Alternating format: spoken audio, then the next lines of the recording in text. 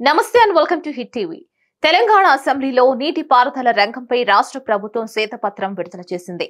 ఈ నేపథ్యంలో ఇరిగేషన్ శాఖపై అధికార కాంగ్రెస్ నేతలు వర్సెస్ మాజీ మంత్రి హరీష్ రావు అన్నట్టుగా వాడివేడి చర్చలు సాగాయి. మంత్రులు హరీష్ రావు మధ్య ఓ మాటల యుద్ధమే జరిగింది. అసెంబ్లీలో రేవంత్ ప్రభుత్వం శ్వేతపత్రం ప్రవేశపెట్టింది. అయితే శ్వేతపత్రంలో మిడ్ మానేర్, ఎల్లంపల్లి ప్రాజెక్టులను తామే పూర్తి చేశామని కాంగ్రెస్ చెప్పడాన్ని తప్పుబట్టారు మాజీ మంత్రి హరీష్ రావు. మిడ్ మానేరు, ఎల్లంపల్లి ప్రాజెక్టులు సమైక్య రాష్ట్రంలో కాంగ్రెస్ పాలనలో పూర్తయి ఉంటే ఎమ్మెల్యే పదవికి రాజీనామా చేయడానికి అయినా తాను సిద్ధమేనని సవాల్ విసిరారు హరీష్ రావు. రాష్ట్ర ప్రభుత్వం ప్రవేశపెట్టిన శ్వేతపత్రంలో 4 అంశాలు అబద్దాలే అన్నారు Harish Rao.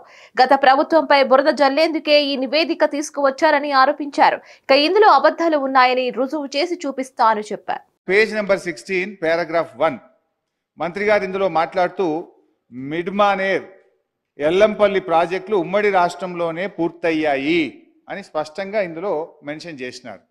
But the fact is Mid Manair project అనేటువంటిది అధ్యక్ష, నేను ఆ రోజు 2014లో నీటిపారుదల శాఖ మంత్రిగా పదవీ బాధ్యతలు చేపట్టిన నాటికి మిడ్మానేర్ 2014లో నేను పదవీ బాధ్యతలు చేపట్టే నాటికి మిడ్మానేర్లో జరిగిన వాల్యూ ఆఫ్ వర్క్స్ 106 కోట్లు.